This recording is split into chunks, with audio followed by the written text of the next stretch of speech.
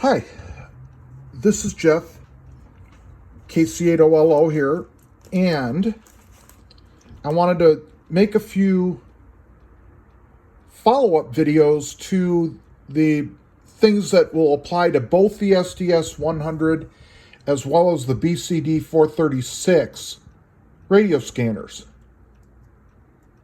You just turn speech off here a second so that we don't get any interruption.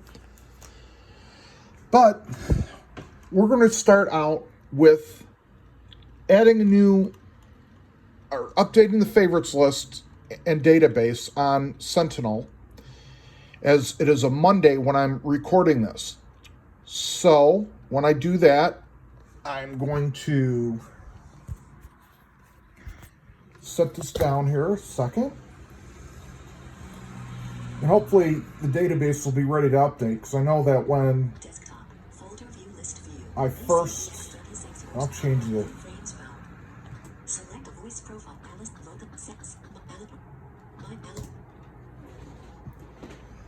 voice back to eloquence here with Jaws, since the other voice I was using is a little quiet. But we're going to open Sentinel, and I'm on my desktop right now, and the hotkey for that, or the shortcut key for that, is BCD 436 Sentinel. So we're going to open that.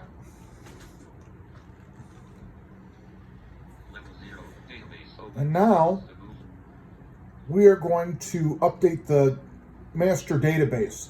As when I posted my original video about this about a year ago, for some reason the database hadn't been updated, and normally it gets updated every Monday, so we're going to try and update it. And I did an Alt-U, and our two options here are update firmware and update master database. Since I have not heard of any updates to either radio's firmware, we're just going to hit enter and update the database.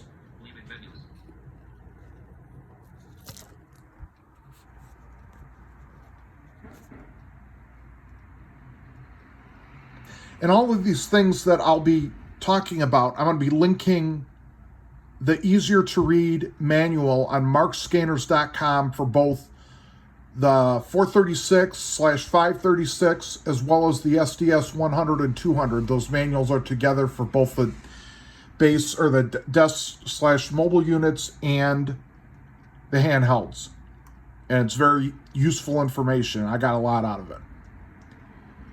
Sentinel BCDX 3680 Okay. Available. Preview database open. 2 items to move through or expand items. Use the arrow keys. Database closed. Now, Database open.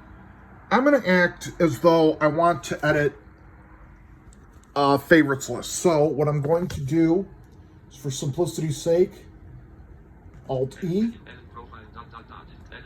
and edit my favorites list.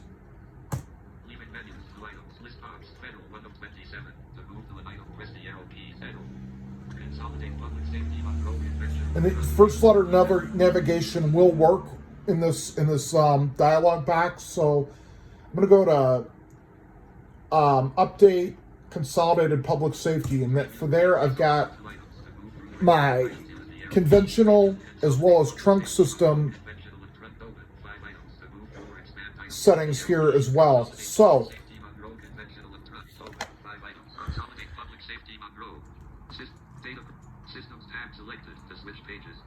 we're at systems, and let's just take a run across the database here, or across the screen here, and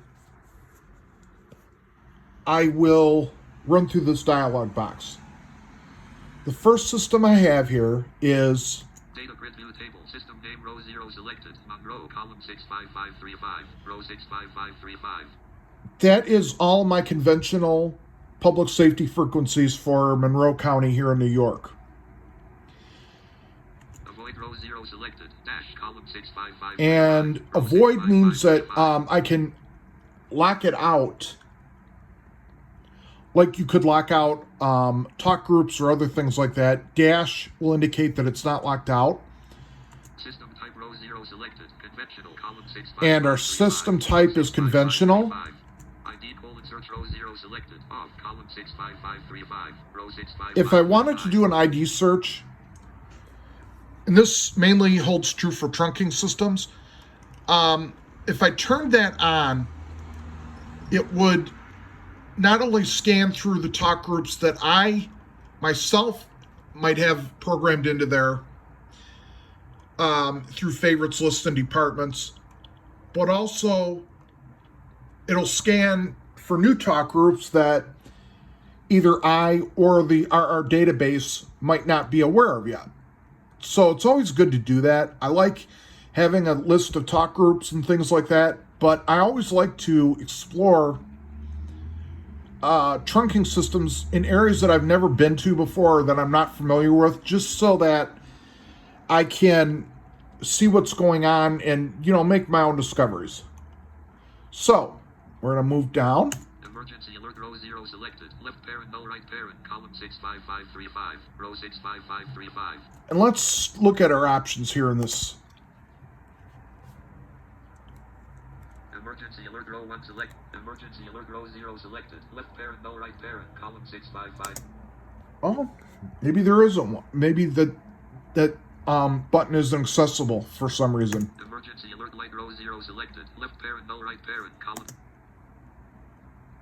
No, it doesn't look like it's accessible, but you can turn lights on and tones on for your channels or talk groups, and I can cover that in a little bit here. Status bit row 0 selected. Ignore column 65535. So ignoring status bits, on some systems there'll be specialized talk groups.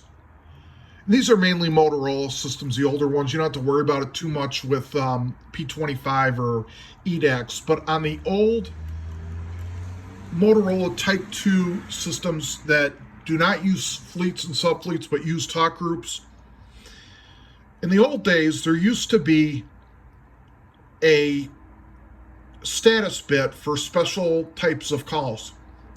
So for example, you have your police dispatch at 16.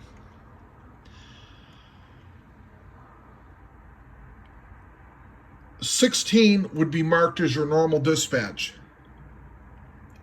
17 is all dispatch, and I'm not quite sure what the difference is between the two of them because this is applying to a talk group. 18 would be if someone hit their push-to-talk emergency button. That's a special button on their portable and mobile radios. Usually it's a bright orange button that you press and it sends out not only obviously your transmission but your emergency declaration as well. 19 is crosspatch. Crosspatch on an older system could be two talk groups that have become patched together. Usually it's done by the dispatcher. And also, just two talk groups that are patched together full time for some reason. 20 would equal all cross patch.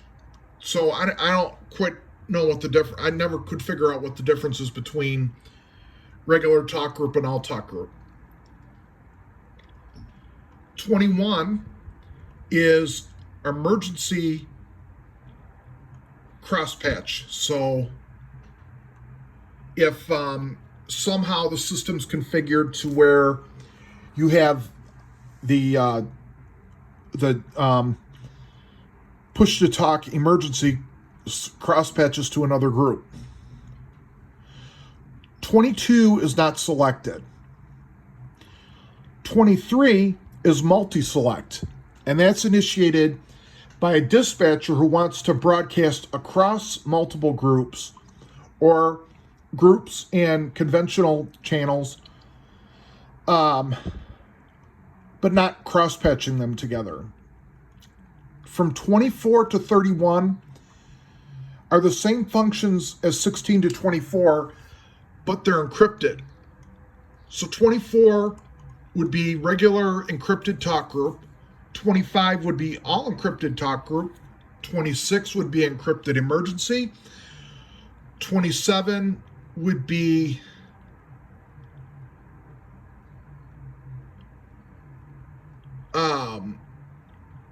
encrypted cross-patch. 28 would be all encrypted cross-patch, and 29 would be emergency encrypted cross-patch. 30 being unassigned, and 31 finally being all a multi-select for encrypted talk groups and whatever else they want to multi-select announce to. But again, that's just general information. It's not used much anymore because of the older Motorola trunking format. P25 and EDAX and NXDN and LTR and DMR don't use status bits, but let me tab again. Quick key row 0 selected. 1, column 65535, row 65535. Okay, here's a quick key. Now, when I do my profiles and lists like this and systems, I always start with number 1 because the talk group or the system, for some reason the system list starts with 0, but I always start with 1 just to keep it easy, or I very rarely use 0. But if I hit space